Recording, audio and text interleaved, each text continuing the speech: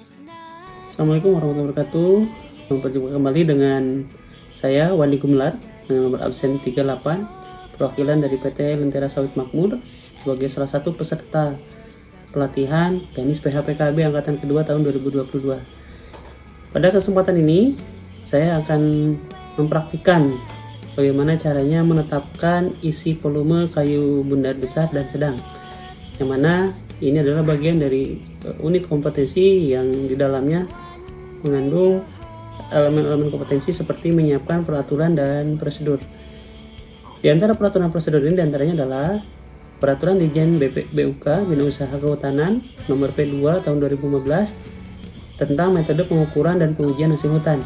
Yang kedua adalah Permen LHK Nomor P68 Tahun 2019 tentang pengukuran dan pengujian hasil hutan. Selanjutnya ada prosedur. Prosedur ini diantaranya adalah Standar Nasional Indonesia 7533.1 tahun 2010, kayu bundar bagian 1, istilah dan definisi.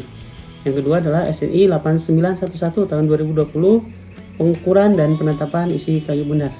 Nah, setelah prosedur dan peraturan tersebut kita siapkan, kita akan selanjutnya menyiapkan peralatan yang harus kita persiapkan sebelum kita menuju lokasi. Di antaranya adalah satu, kita ukur, yang kedua adalah meteran. Di samping itu juga kita harus menyiapkan perlengkapan lainnya seperti tool sheet atau buku ukur, alat tulis kantor, alat hitung. Dan jangan lupa kita juga harus menyiapkan alat pelindung diri. Pada kesempatan ini saya akan mengingatkan rekan-rekan saja alat pelindung diri apa saja yang harus kita siapkan. Yang pertama adalah helm pengaman. Tujuan menggunakan helm ini adalah untuk menghindari benturan benda tajam dan berat yang dapat melukai kepala. Selain itu juga dapat terlindung dari percikan bahan-bahan kimia, api, ataupun radiasi panas. Yang kedua ada kacamata pengaman. Kacamata dapat menjaga mata baik dari paparan debu maupun asap yang dapat membuat mata menjadi iritasi. Yang ketiga ada masker pernapasan, memiliki fungsi untuk menyaring cemaran partikel debu, mikroorganisme, dan juga kotoran lain yang mengotori udara yang bisa kita hirup, sehingga kesehatan organ pernapasan dapat lebih terjaga dan sehat dalam melaksanakan rutinitas pekerjaan. Yang keempat ada sarung tangan, berguna untuk memberi proteksi dari goresan, sayatan, atau luka lainnya. Yang kelima ada rompi kerja. Salah satu fungsi utama adalah menggunakan rompi kerja ini supaya pekerja dapat terlihat dengan jelas, terutama pada saat berada di lingkungan kerja. Yang keenam ada sepatu karet atau sepatu boot. Menggunakan sepatu boot ini berfungsi untuk melindungi kaki dari tusukan benda tajam, bahan kimia, cairan yang terlalu dingin atau panas, terutama ketika berada di lokasi yang becek, dan fungsi yang lainnya.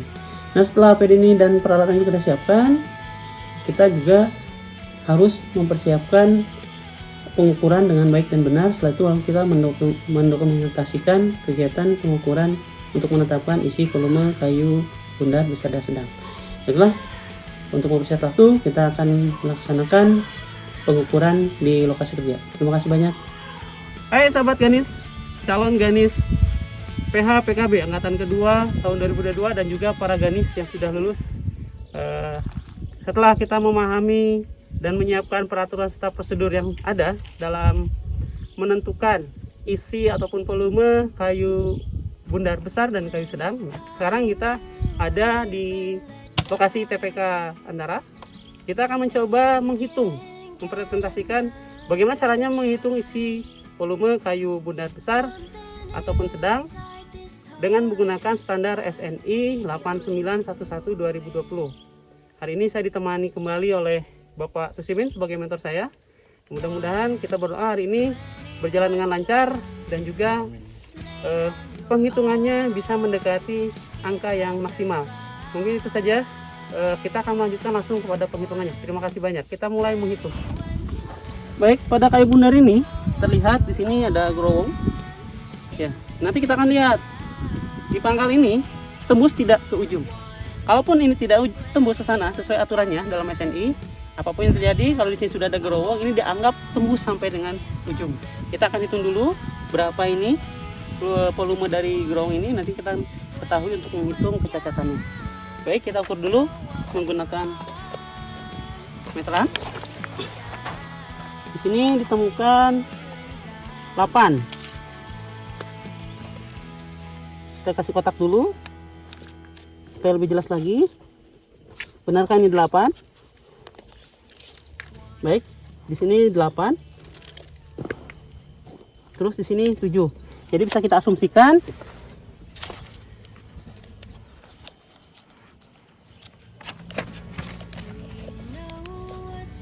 lebarnya 7, panjangnya 8. Ini untuk pangkal. Terus setelah itu kita jangan lupa menentukan diameter 1, diameter 2 pada pangkal ini. Kita akan tentukan, dianggap titiknya di sini. Di sini kita akan ukur untuk diameternya, nilai diameter. Ini kita temukan nilai 41 dan di sini ada nilai 40. Kita akan asumsikan untuk 40 ini adalah D1 dan D2 nya adalah 41 karena ini adalah diameter untuk pangkalnya. Selanjutnya kita akan menuju ujungnya. Baik, kita akan berikan dulu tanda tengahnya. Kita akan lihat dulu ada ukuran berapa saja.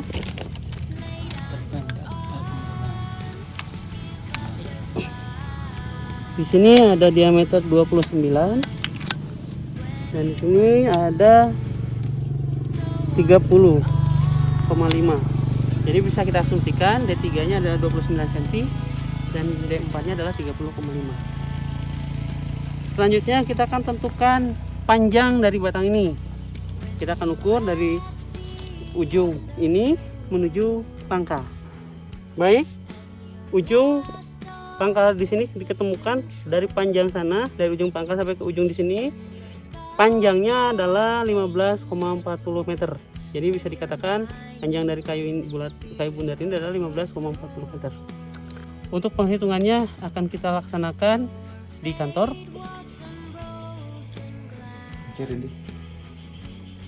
Baik sahabat gani semuanya, setelah kita tadi melakukan pengukuran di lokasi kerja, nah saat ini kita akan melaksanakan penghitungan untuk menetapkan isi volume kayu yang sudah kita ukur tadi di lokasi kerja. Dari hasil pengukuran diketahui bahwa kayu yang diukur adalah jenis keruing. Didapat D1 nya sama dengan 40 cm, D2 nya sama dengan 41 cm, dimana didapatkan diameter pangkal sama dengan D1 ditambah D2 dibagi 2, hasilnya adalah 40 ditambah 41 dibagi 2 sama dengan 81 dibagi 2, didapatkan hasil 40,5 cm. Nah, kita konversi menjadi 40 cm. Selanjutnya ada diameter 3 atau D3 sama dengan 21 cm, D4 sama dengan 30 cm. Maka bisa kita dapatkan diameter ujung adalah D3 ditambah D4 dibagi 2, 29 cm ditambah 30 cm dibagi 2, hasilnya adalah 59 dibagi 2 menghasilkan 29,5, atau kita bulatkan menjadi 29 cm. Dari nilai DP atau diameter pangkal dan diameter ujung ini, kita akan mendapatkan diameter, yang mana diameter sama dengan diameter pangkal ditambah diameter ujung dibagi 2, 40 cm ditambah 29 dibagi 2 yang menghasilkan 69 dibagi 2 sama dengan 34,5 cm. Kita bulatkan menjadi 34 cm, jadi diameternya adalah 34 cm. Berdasarkan SNI, sortimennya adalah jenis kayu bundar besar atau KBB. Nah, terus kita ketahui kembali hasil pengukuran adalah panjang kayu tersebut adalah 15,40 meter. Didapatkan cacat bontos gerowong pada pangkal dengan ukuran P-nya adalah atau panjangnya 8 cm, lebarnya 7 cm. Karena hanya terdapat pada pangkal, maka gerowong tersebut dianggap tembus sampai ke ujung. Jadi akan kita dapatkan diameter cacat bontos sama dengan panjang tambah lebar dibagi 2 sama dengan 8 tambah 7 dibagi 2 sama dengan 15 dibagi 2 sama dengan 7,5 cm, atau kita bulatkan ke atas menjadi 8 cm. Setelah itu, untuk mengetahui isi kayu bundar besar, terlebih dahulu kita harus menentukan isi kotor, IK, dan isi cacat bentos. Dimana isi kotor atau IK sama dengan 0,7854 dikali D pangkat 2 dikali panjang per 10.000, yang menghasilkan 0,7854 dikali 34 pangkat 2 dikali 15,40 dibagi 10.000 menghasilkan 13.982 per 10.000 atau dibagi 10.000, Jadi hasilnya adalah 1,3982 meter kubik. Kita bulatkan IK-nya menjadi IK sama dengan atau isi kotor sama dengan 1,40 meter kubik. Setelah isi kotor atau IK kita dapatkan, selanjutnya kita menentukan isi cacat bentos. Yang mana isi cacat bentos ini kita akan menggunakan dua cara. Cara langsung dan cara menggunakan tabel C atau tabel persentase reduksi cacat bentos. Kita akan lakukan dengan cara langsung. Jadi rumusnya adalah isi cacat bentos sama dengan diameter cacat bentos pangkat 2 per 10.000 dikali panjang kayu. Menghasilkan 8 cm pangkat 2 dibagi 10.000 dikali 15,40 meter sama dengan 64 per 10.000 dikali 15,40 meter, menghasilkan 0,0064 meter persegi dikali 15,40 meter. Hasil akhirnya adalah 0,09856 meter kubik. Kita bulatkan menjadi 0,1 meter kubik. Jadi isi cacat bontos dengan cara langsung adalah 0,1 meter kubik. Selanjutnya kita akan menggunakan cara kedua, yaitu menggunakan tabel persentase reduksi cacat bontos. Bisa dilihat dalam lampiran C, tabel C.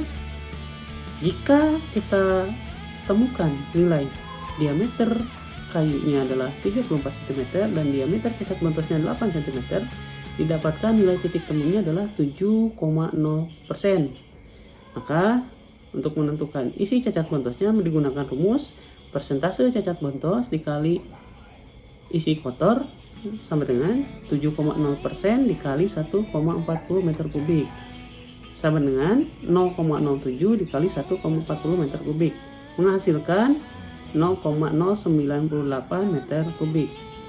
Ya, setelah kita bulatkan itu menjadi 0,1 meter kubik, maka isi cacat bontos tersebut adalah 0,1 meter kubik, sama dengan cara langsung. Nah, setelah isi cacat bontos ini kita dapatkan, yang terakhir kita akan menentukan isi bersih dari kayu yang kita ukur tadi. Dengan menggunakan rumus isi bersih sama dengan isi kotor dikurangi isi cacat bontos.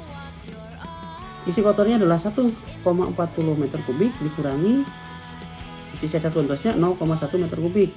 Jadi isi bersih tersebut adalah hasilnya 1,30 meter kubik.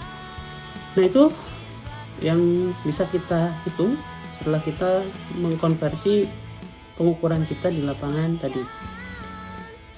Saya pribadi memohon maaf bila mana terjadi kesalahan dalam pelafalan ataupun dalam penghitungannya. Mudah-mudahan ini menjadi referensi dan bahan kita ke depannya dalam memperbaiki cara menetapkan isi volume kayu bundar besar dan sedang. Terima kasih banyak, selamat berjumpa kembali. Salam Ganis PHPKB. Something inside this heart has died.